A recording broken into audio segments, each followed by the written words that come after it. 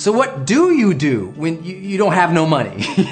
I get these emails once in a while, Brendan, I ain't got no money. What do I do?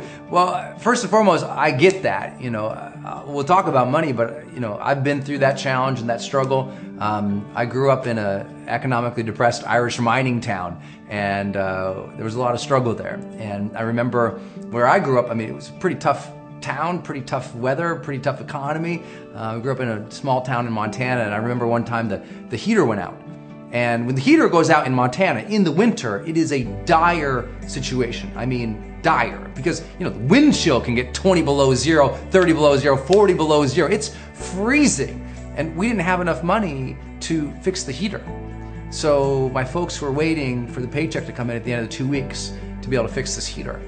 You got 4 kids in a house with no heat when it's 20 below zero. What are you gonna do? Well, my mom, she goes out to the garage and she grabs our camping tent and our sleeping bags and every parka we got, every blanket we got, we bring him in the living room, and she sets up the tent, throws all those things in there, throws us kids in there. The electricity goes out at some point, and we're cooking a little dinner on Bunsen burners and just waiting for this paycheck. But us kids, my parents, they're so good. They were making it fun, almost. It's like we'd walk to school, us kids, and we walk into school and we're like, what did you do last night? We're like, well, we're camping. We're camping in our living room. We had no idea the situation was so dire. So I grew up with nothing, but I grew up with total abundance.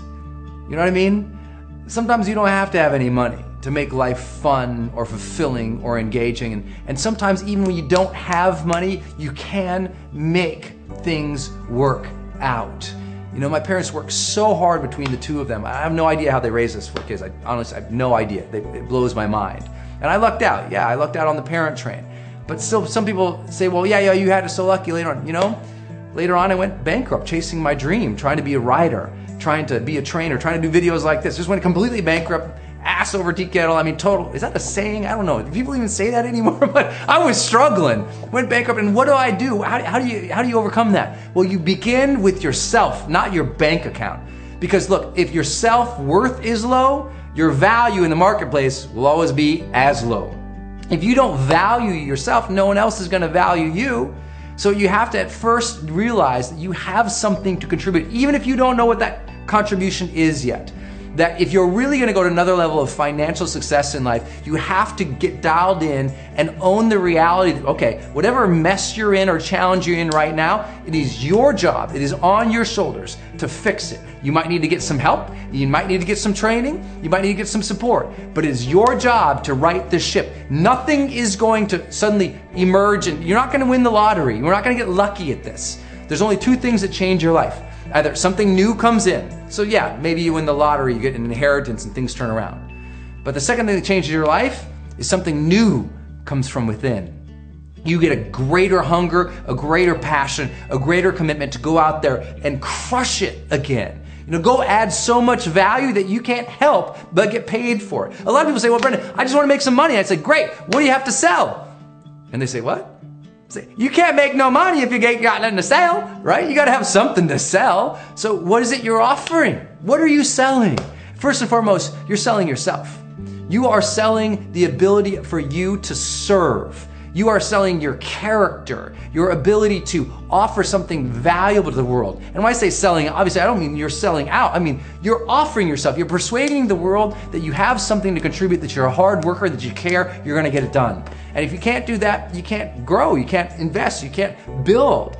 You have to find that power from yourself to be able to change things around. And once you find it from yourself, then you have to have something to offer, right? Do you have a product, a program, a service to offer to the world if you're an entrepreneur or a business owner? If you do, how well have you dialed in the offering of that product, program, or service to the world? Is your messaging tight? Is your marketing world class? Is your distribution, your capabilities, your customer service all world class yet? If not, keep dialing those in. As you dial those in, you bring in more money.